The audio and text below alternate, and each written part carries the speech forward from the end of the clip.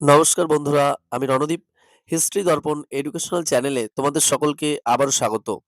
আজ আমাদের আলোচনার মূল টপিক হলো, তোমরা যারা কল্যাণী ইউনিভার্সিটিতে প্রথম সেমিস্টারে পড়ছো এবং তোমাদের ইতিহাস রয়েছে এবং ইতিহাসের যাদের এসিসি পেপারটা রয়েছে অর্থাৎ স্কিল এনহ্যান্সমেন্ট কোর্স, এই এসিসি পেপারটি থেকে কী ধরনের প্রশ্ন তোমাদের প্রথম সেমিস্টারে আসবে সেরকম কিছু সাজেস্টিভ প্রশ্নই কিন্তু আজকে আমরা আলোচনা করব।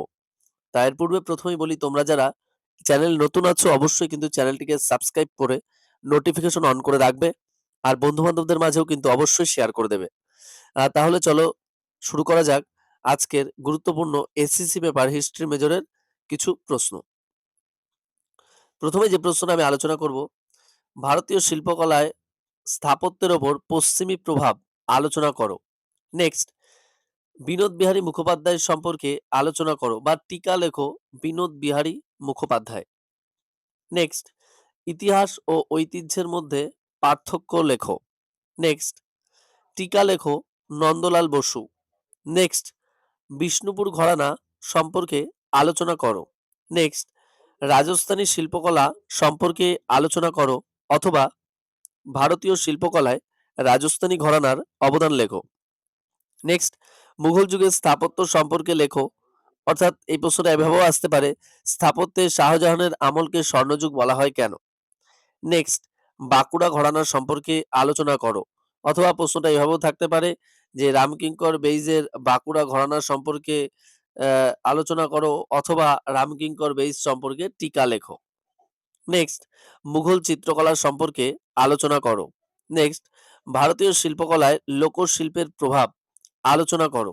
নেক্সট, পাল যুগের শিল্পকলার বিকাশ আলোচনা করো। নেক্সট, নব্য ভারতীয় শিল্প ঘরানা সম্পর্কে যা জানো লেখো। নেক্সট, সুলতানি আমলের স্থাপত্যে বাংলার বিকাশ আলোচনা করো। দেখো, যে প্রশ্নগুলো আমি তোমাদের সাথে আলোচনা করলাম, এই প্রশ্নগুলো হলো মোস্ট ইম্পর্টেন্ট এবং খুবই গুরুত্বপূর্ণ।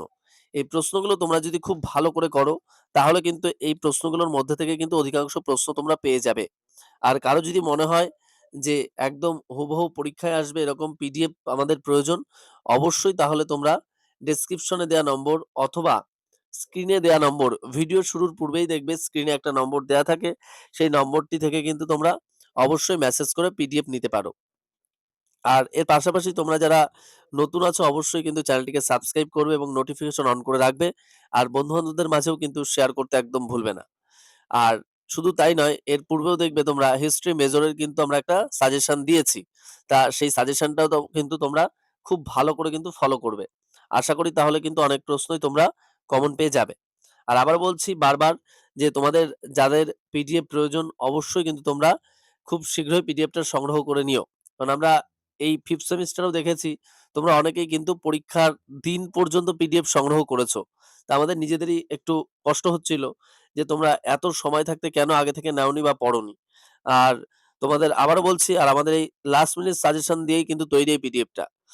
আর তোমরা যারা অনেকেই মেসেজ করেছিলে যে কিভাবে নেব, তাই তাদের উদ্দেশ্যে বারবার বলছি, তোমরা স্ক্রিনে দেওয়া নম্বর অথবা ডেসক্রিপশনে দেওয়া নম্বরের মাধ্যমে কিন্তু যোগাযোগ করতে পারো।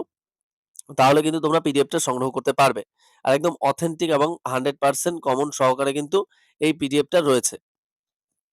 তাহলে চলো পরবর্তী ভিডিওতে আমরা চেষ্টা করছি তোমাদের যে মাইনর সাবজেক্টগুলো রয়েছে সেই মাইনর সাবজেক্টগুলো সম্পর্কে আলোচনা করব, অর্থাৎ গুরুত্বপূর্ণ প্রশ্ন ওগুলো থেকে যে ধরনের প্রশ্ন তোমাদের পরীক্ষাতে দেবে।